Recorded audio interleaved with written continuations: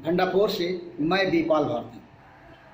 भंडापुर इस समय पंडित राधा रमण त्रिपाठी, जो कि न सिर्फ जनपद सिद्धार्थनगर बल्कि पूर्वांचल में एक चर्चित शख्सियत के रूप में जाने और समझे जाते रहे हैं, उनसे साक्षात्कार करने पहुँचा है। आइए उनसे बात करते हैं, उनके ही बारे में और उनके व्यक्तित्व के बारे में।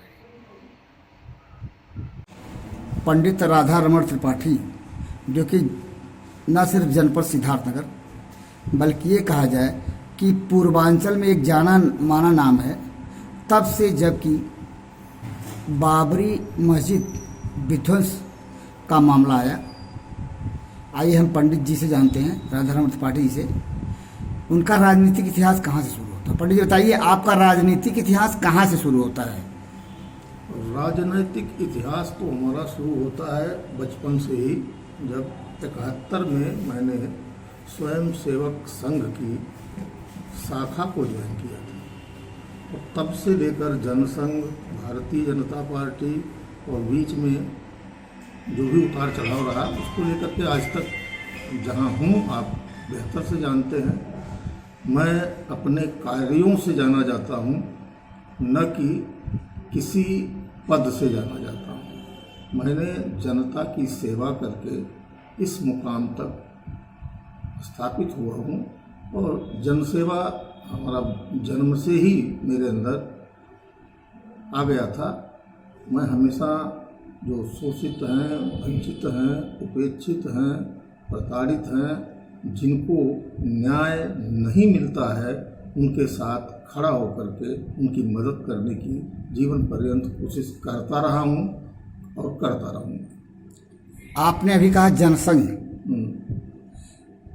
जनसंघ में आप अपने विचारों को लेकर के आए और जनसंघ के विचारों से, सिद्धांतों से आप प्रभावित रहे, इसमें कोई दो राय नहीं। प्रभावित रहे तभी आपने जनसंघ में तन मन से सेवाएं की। जनसंघ, फिर भारतीय जनता पार्टी में भी आप रहे। भारतीय जनता पार्टी में एक सच्चे कार्यकर्ता के रूप में बड़ी ईमानदारी से आपने सेवाएं की, समाज की और पार्टी के सिद्धांतों पे कार्य किया। अचानक क्या ऐसी बात आ पाई, ऐसी क्या बात आ पड़ी कि आपने पार्टी चेंज कर दिया? क्यों? देखिए, जो भी व्यक्ति राजनीतिक क्षेत्र में कार्य करता है, वह कुछ अपेक्षाओं और उम्मीदों को लेकर कार्य करता है। मुझे जो भी कार्य पार्टी ने सौंपा, उसको मैं अपना दायित्व मानकर प्राण से उसको करने के लिए 100% अपनी क्षमताओं का उपयोग करता था। इसीलिए पार्टी के प्रतीक के रूप में स्थापित हुआ था। कुछ परिस्थितियां ऐसी आईं कि माननीय कल्याण सिंह जी अस्वस्थ हुए, उनका रचना प्रदेश से बाहर हुआ और मुझे कुछ उपेक्षात्मक वातावरण का सामना करना पड़ा। और वो ऐसे स्थितियां आ गई कि वर्तमान में जो मेरी क्षमता है, जो मेरा स्वभाव है और जिस प्रकार से जनता के बीच में रह करके उनके द्वारा मुझसे अपेक्षाएं की गई थी, उसको पूर्ति करने में मैं अपने आप को पर्याप्त नहीं पा रहा था। तो मेरे मन में आया कि मुझे अपने सिद्धांतों के अनुरूप कोई ऐसा घर देखना चाहिए जहां किसी प्रकार का कोई दिक्कत ना हो और हम अपने समर्थकों का भरपूर उनकी अपेक्षाओं को पूरा करने में अपनी पूरी प्रतिष्ठा लगा सकते। पंडित जी, आप पर अवसरवाद का आरोप लगता है। ऐसा कहा जाता है कि आलोचक, राजनीतिक आलोचक कहते हैं कि आप अवसरवादी हैं। इस बारे में आपको क्या कहना है? जैसे मैंने किसी अवसर का लाभ न लिया है और न लेने का कभी मेरे मन में परिकल्पना आई है। रही बात, हम समाज सेवा के क्षेत्र में जुड़े थे और एकात्म मानववाद का एक प्रतिमूर्ति के रूप में जितनी मेरी क्षमता थी, वह जनपद ही नहीं, जनपद के बाहर भी मैंने उसको पूरे निष्ठापूर्वक निर्वहन किया। हाँ, अगर किसी को यह जानकारी न हो कि एकात्म मानववाद कहीं आसमान से टपका हुआ कोई सिद्धांत नहीं है। हम अपने घरों में एक सामान्य सा कथा सुनते हैं, सत्यनारायण व्रत कथा। उसमें एक अध्याय कथा है और 4 अध्याय उसके उदाहरण है। 2 अध्याय हमको क्या परिणाम मिला, अच्छा मिला, और न करने से क्या दुष्परिणाम मिला। इसी प्रकार एकात्म मानववाद और सत्यनारायण व्रत कथा को एक साथ अगर आप रखेंगे तो पाएंगे कि पहले अध्याय का जो सार है वही एकात्म मानववाद का सिद्धांत है। हम समाज के जिस स्थान पे स्थापित हैं वहाँ से हल्का सा झुकें और जो मुझसे निचली पावदान पे है उसको उत्साहित करके कहें कि हमारा हाथ पकड़ो और अपने ताकत से थोड़ा ताकत लगा करके मेरे बराबर आकर के खड़े हो जाओ। यही एकात्म मानववाद है और यही सिद्धांत जो सामाजिक समरसता का है, जिसको क्या भारतीय जनता पार्टी में सामाजिक समरसता के लिए कोई जगह नहीं है? तो फिर आप वहाँ से हटे क्यों? मैं बता तो रहा हूँ कि जहाँ मेरा उपयोग होना चाहिए वहाँ नहीं हुआ, और जहाँ उपयोगहीन वस्तु होता है उसको कभी भी उस स्थान पे नहीं रहना चाहिए। रहीमन धागा प्रेम का एक सिद्धांत का कहते हैं, जहाँ आपको लोग ये न महत्व दे रहे हो कि आप हैं कौन और आपकी उपयोगिता क्या है, तो ऐसे स्थान पे बहुत देर तक नहीं रुकना चाहिए। क्या बहुजन समाज पार्टी में आप आए हैं तो यहाँ आपको महत्व दिया जा रहा है? महत्व दिया जा रहा है, इसकी गारंटी क्या है? अब आपको मैं प्रमाण दे रहा हूँ कि जहाँ पूरी जीवन और जवानी मैंने समर्पित किया, वहाँ फोरम का 4 व्यक्ति मेरे साथ कभी एक साथ नहीं खड़ा हुआ, और यहाँ पहुँचते ही मेरे स्वभाव, मेरे कार्य, मेरे व्यवहार को देखकर आपने देखा मैं साधारण सदस्यता लेकर के इस जनपद में प्रवेश किया और पूरा बहुजन समाज पार्टी का परिवार हाथों हाथ लेकर के लंबे काफिले के साथ मुझे जिला कार्यालय तक लाया। इससे बड़ा इस जीवन का, इससे पहले जो विधानसभा का चुनाव था जी, आप किसी अन्य पार्टी के बैनर तले? मैं 2 बार चुनाव लड़ा हूँ। एक बार 2002 में माननीय कल्याण सिंह जी की पार्टी से, राष्ट्रीय क्रांति पार्टी से चुनाव लड़ा, और अच्छा मुझे अनुभव मिला कि हमारी जो स्थिति थी, अगर मेरा परिवार मेरे साथ खड़ा हुआ होता तो 2002 में मैं विधायक हो गया होता। लेकिन जब लंबे अंतराल के बाद पिछले चुनाव में मुझे लगा कि अगर मैं चुनाव नहीं लड़ूंगा तो पूरा जीवन एक साथ में पदाधिकारी बन करके ही हमको निभाना पड़ेगा, मैं नेता नहीं रह जाऊंगा। 14 दिन के लिए मैं बगावत करके चुनाव लड़ा और 14वें दिन इस्तीफा दे दिया था। क्यों? ये अवसरवादी पद तो नहीं है? 14 दिन रहे, 14 दिन के बाद भाग लिए, ऐसा कहा जाए तो गलत होगा? मेरे प्रति उस पार्टी में वो चीज नहीं, आपने देखा कि जिसने हमको चुनाव लड़ाया वो खुद चुनाव प्रचार करने नहीं आया। ये उपेक्षा हुई आपके साथ? जी। तो ऐसी उपेक्षा इस बार भी होने लगे तो क्या करेंगे आप? बसपा में, बसपा के बारे में ऐसा कहा जाता है, या बसपा का ऐसा इतिहास रहा है कि बसपा अंतिम समय तक टिकट के बंटवारे में इंटरफेयर कर लेती है। अगर आपके साथ ऐसा हुआ तो क्या करेंगे फिर? तो आपके लिए तो मतलब जैसे जिस व्यक्ति को पार्टी की मुखिया के साथ बात न हुआ हो वही ये बात कर सकता है। जो व्यक्ति सुश्री बहन मायावती के सम्मुख जाता है उसको उनके वास्तविक छवि का परिचय मिलता है। मैं वहाँ पहुँचने के पश्चात जो प्यार और दुलार पाया, मैं उससे अभिभूत हूँ, और मुझे लगा कि जो स्थान मेरा 2 माल एवेन्यू पे था उससे कहीं बढ़कर उन्होंने मुझे वहाँ स्नेह दिया। पंडित जी, एक बात बहुत गौर करने वाली बात है, आप सुलझे हुए राजनीतिक हैं, इसमें कोई दो राय नहीं, और एक समाज सेवी भी हैं। मैं उसी प्रश्न को फिर दोहरा रहा हूँ, अगर ऐन वक्त पर जो आश्वासन आपको मिला है बहुजन महापार्टी के सर्वे सर्वा मायावती जी से, वह स्थान दूसरे किसी को मिल जाए तो क्या करेंगे? आपके लिए तो फिर धोबी का कुत्ता घर का ना घाट का स्थित होगी तो क्या करेंगे आप? आपसे सवाल इसलिए क्योंकि आप बहुत ही ईमानदाराना पूर्ण ढंग से विश्वास कर रहे हैं। अगर आपके साथ कथित रूप से विश्वासघात हुआ तो क्या करेंगे? भगवान करे ऐसा ना हो। लेकिन भंडापुर ये सवाल कर रहा है इस नाते क्योंकि आप जैसे एक कर्तव्यपरायणनिष्ठ व्यक्ति कम मिलते हैं, इसलिए सवाल बनता है यदि ऐसा हुआ तो क्या करेंगे आप? जैसे स्थितियाँ कुछ हो सकती है राजनीति में, क्या हो कुछ कहा नहीं जा सकता। यद्यपि इस धरती पर जो आपने प्रश्न किया विश्वासघात का, तो जब तक विश्वास रहेगा तब तक ही विश्वासघात जीवित है। लेकिन मैंने जो वहाँ पे पढ़ा, मैं थोड़ा आध्यात्मिक व्यक्ति भी हूँ, मेरे साथ जो बर्ताव हुआ है वह बर्ताव निरंतर बढ़ता जाएगा, उसमें कटौती नहीं आएगी। इस चीज़ का आकलन करने के पश्चात ही मैंने सार्वजनिक रूप से इस झंडे को उठाया है। यानी आप पूरी तरह से संतुष्ट हैं कि जनपद सिद्धार्थनगर के शोहरतगढ़ विधानसभा क्षेत्र से बसपा आपको विधानसभा के प्रत्याशी के रूप में उतारने का मन बना चुकी है?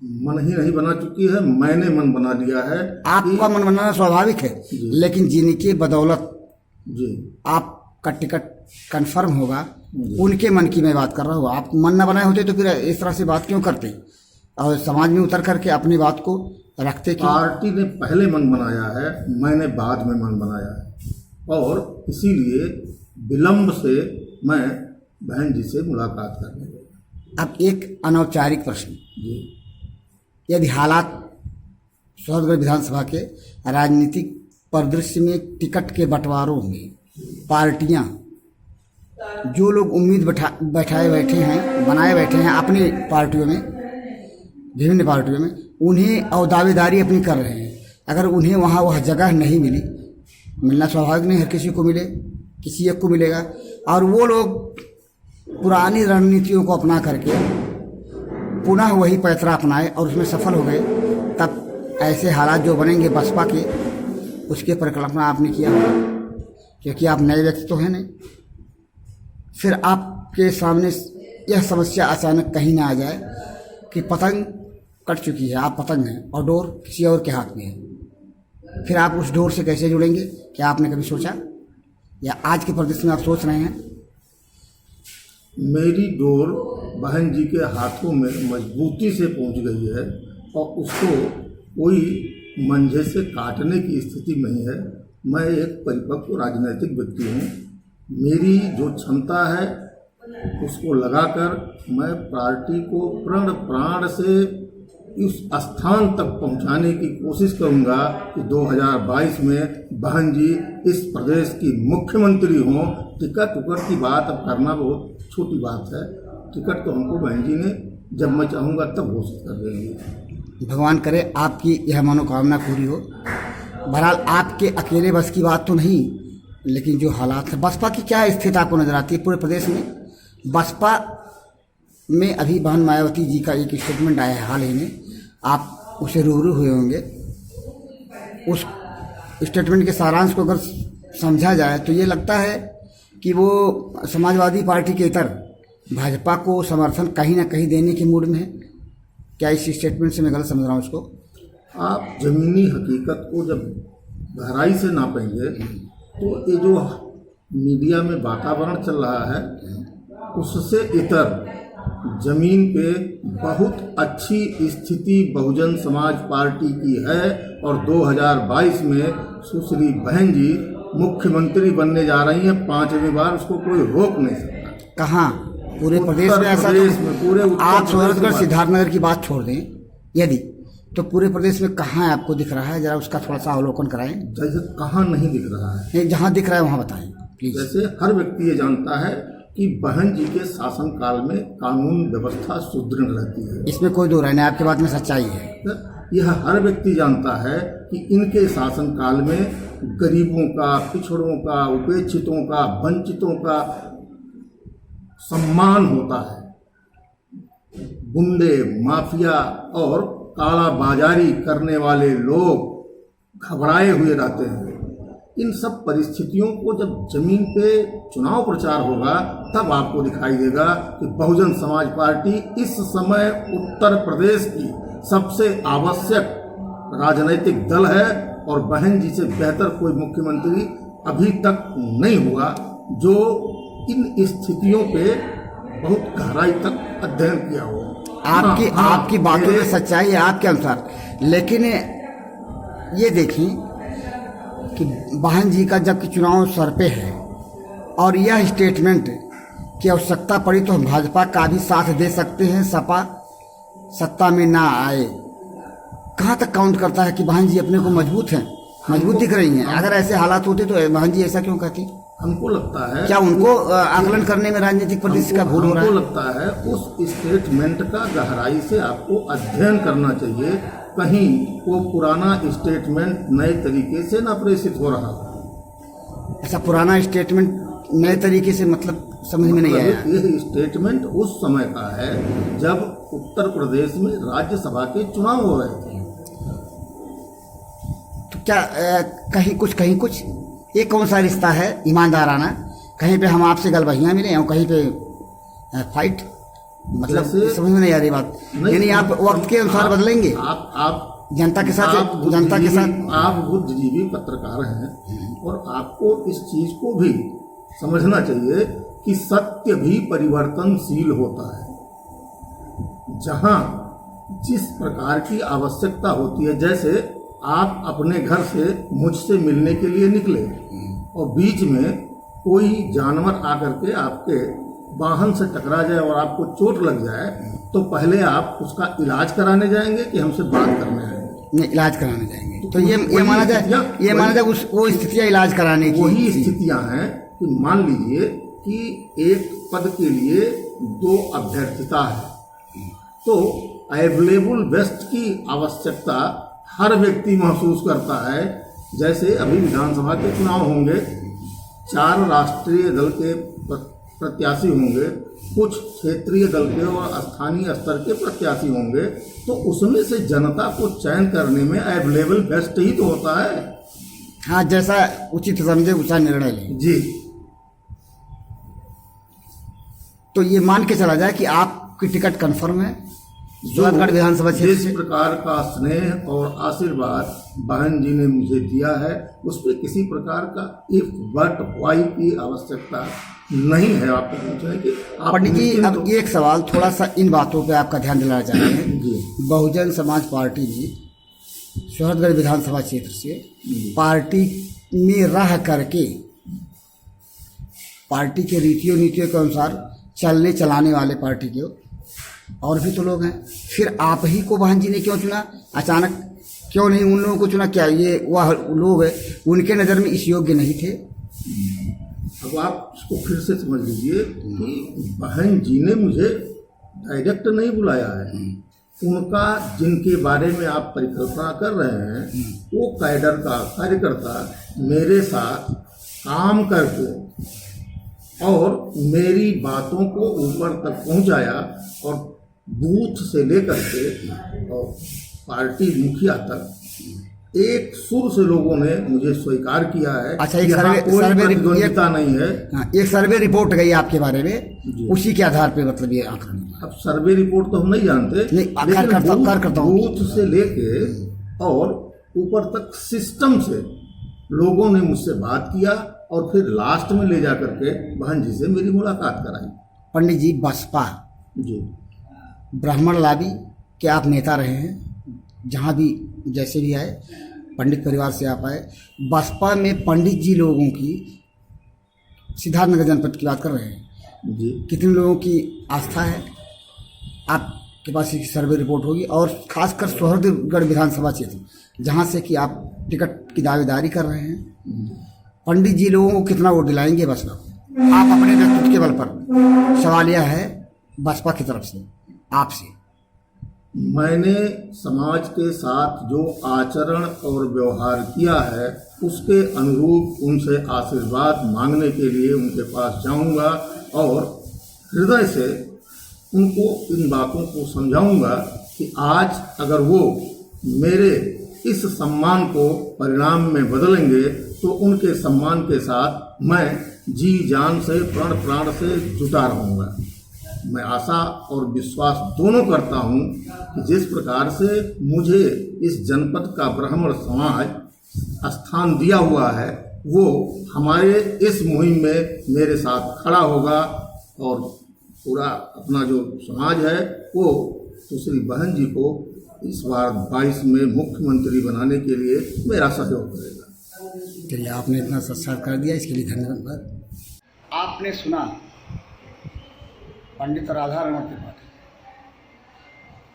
यदि ये कहा जाए कि उनके साथ लगातार उपेक्षा हुई है और उनके द्वारा उपेक्षा हुई है जो एक पार्टी के जिम्मेदार लोग थे, तो गलत नहीं होगा। किसी व्यक्ति का अगर उसके व्यक्तित्व के साथ अनवरत रूप से उपेक्षा की जाए तो आखिर वह उस उपेक्षा को कब तक झेलेगा। कुछ ऐसी ही व्यथा के चलते पंडित राधा रमण त्रिपाठी को वहाँ से उस पार्टी को छोड़ना पड़ा जिस पार्टी में वे आरंभ के राजनीतिक जीवन काल से अपनी वैचारिक ठाती समझ करके रहते रहे। इनके अनुसार इन्होंने इस बार बहुजन समाज पार्टी से आश्वासन के बाद जनपद सिद्धार्थनगर के सोहरगढ़ विधानसभा क्षेत्र 302 से पार्टी के टिकट पाने के बाद चुनाव लड़ने का मन बनाया है। देखना है, वक्त बताएगा कि परिणाम क्या होगा, लेकिन इनकी जो उत्साह है इनका है, उसे देखते हुए यदि उत्साह सही साबित हुआ तो संभव है बहुजन समाज पार्टी से, जो कि आज के राजनीतिक परिदृश्य दिखाई दे रहे हैं उसके इतर मायावती एक बार फिर मुख्यमंत्री के रूप में दिखाई दी। बहरहाल ये तो ये वक्त के गर्भ में छुपा है, लेकिन क्या पता इनकी जो धारणा है वह सत्य साबित हो।